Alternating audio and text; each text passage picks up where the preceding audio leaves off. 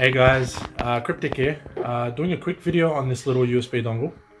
I know there's a fair few videos that have been done on the product on the platform, especially connecting to the Switch and then using third-party controllers to then connect to the Switch. But I figured I'd do a more cohesive video that's not too long to quickly show how to set it up, how to actually connect your controller, and then if you need to pair your controller ever again to then use it on the Switch or any other device you want to use it to.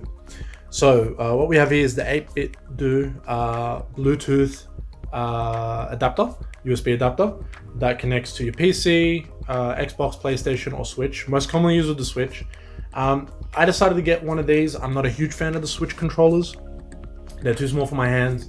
I'm not a huge fan of the Nintendo Pro controller. Feels a bit flimsy to what I'm used to of more Xbox style and PlayStation style controllers, especially coming from the current DualSense. It just feels a lot more premium, and the toggles used aren't as small. So what we're gonna do, we're gonna use this to connect this to our Switch being right here. We've got the Joy-Cons attached at the moment and paired up, because what we're gonna do, we're going to go through the settings, what you need to enable to get this running and how it's paired, and we'll go through the whole setup like that. Shouldn't be too long. So if we go to the screen now, you want to go to controllers, I'm not mistaken. Actually, no. System settings, there we go. So you want to go system settings, and then we want to go to controllers and sensors. And then from controllers and sensors, Pro Controller wired communication. Okay, this needs to be turned on. There we go. So we turn that functionality on, because the way this works is it tricks the Switch in thinking that you've got a wired Nintendo Pro controller, which then allows it to communicate wirelessly to any third-party controller that you prefer to use. So now that we have that on, we can exit right out. Now let's pop this bad boy open. Pop the box. There's the little dongle. We pop him out. There we go. On the bottom is the pairing button. It's hard to make out, but you can just see the slight indentation there.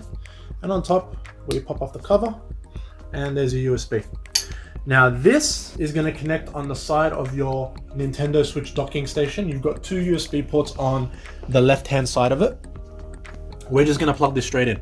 When you do, you should hear a little beep sound come from the unit or from your TV, however the audio is coming out for your Switch, letting you know that you've hooked that up.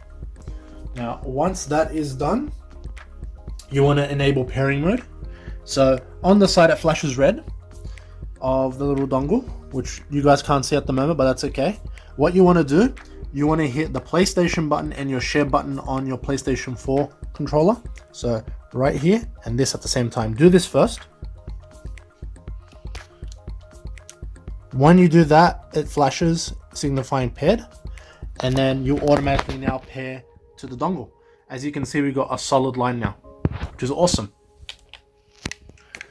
Now if you have a look, I can now use, without any tricks or bullshit, the PlayStation 4 controller to control the Switch. Right?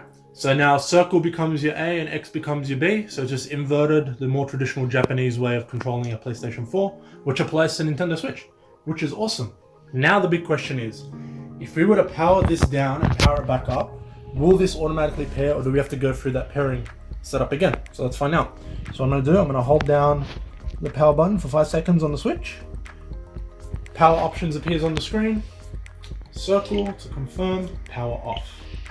Okay, that's now switched off. Now let's switch it back on and see if it automatically connects, because the most annoying thing would be you'd have to keep pairing it every time.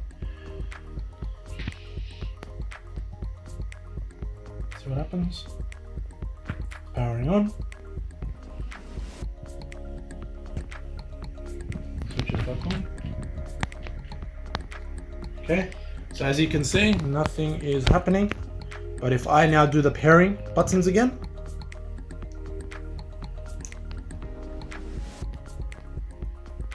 all right, there we go. It's paired immediately.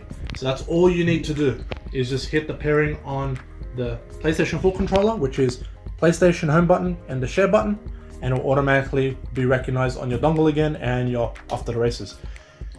Now, the limitation with this, it's one controller per dongle.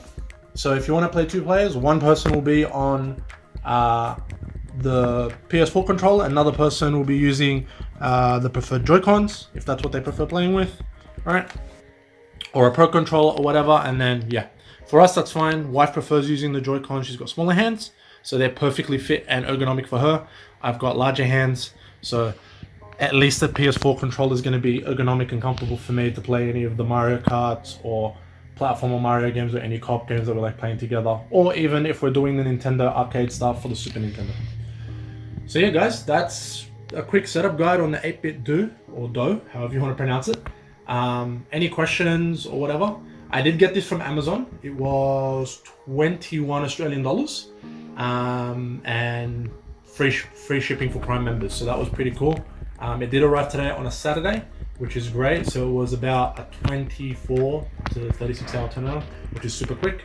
So yeah, I'll leave a link in the description below of the exact one that I bought off Amazon. So if you guys are interested, you can get one and then have some fun with it and pair up whatever controllers you want to use. Alright guys, I'll catch you all in the next video. See ya.